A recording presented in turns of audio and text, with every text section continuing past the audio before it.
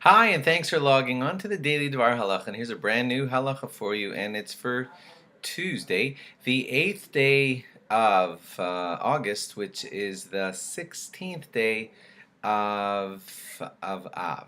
Here we go. Okay, now we have finished our entire unit on the 3 weeks, and then we did some things on Tu B'Av, and now I have to finish up one unit that we were in the middle of. You may not remember. It was about the laws of visiting the sick, and with one more law left to go, one more small collection of laws. Here goes.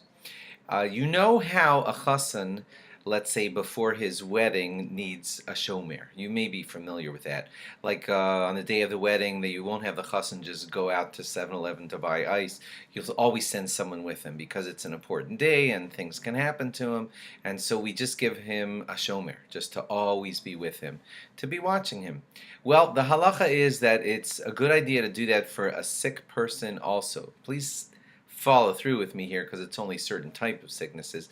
But a chola who's a sick person who's in a certain kind of category needs shmira, and that would mean that. Well, let me just explain one thing here. According to the Rashi that's written in the Gemara Brachos, he says that a chola who's quite sick has like a bad mazel. In other words, things are going badly for him, and they could continue to go badly. So if you left him all alone, he could catch pneumonia or whatever, and therefore it's just a good idea to be with him. Not that when you're sitting there next to him, you're going to know how to fend off pneumonia or whatever, but just being alone is just more susceptible to bad things, and if you're with him, he'll be quote unquote safer. So it is a good idea to give shmira, to have someone stay with a sick person even round the clock if you can manage to do it. I will tell you the most important thing for you to hear before you tune out and get this wrong is that Reb Chaim Kanievsky says it's only for a sick person who's in danger.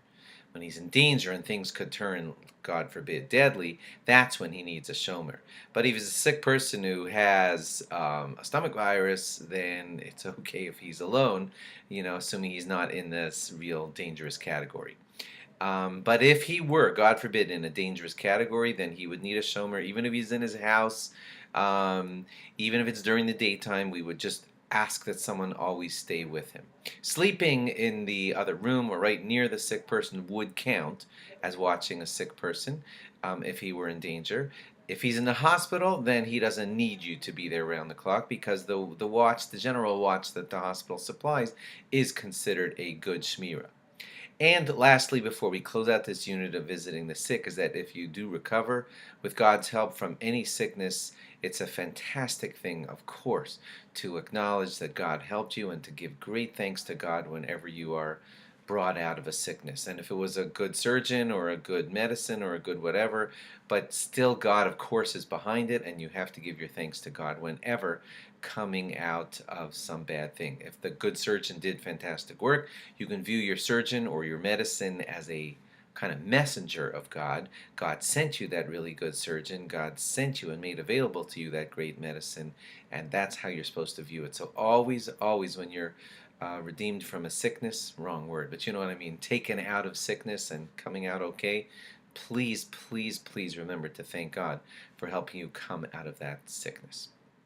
And we'll start a new unit on different halachos tomorrow. Stay tuned for more tomorrow. Bye-bye.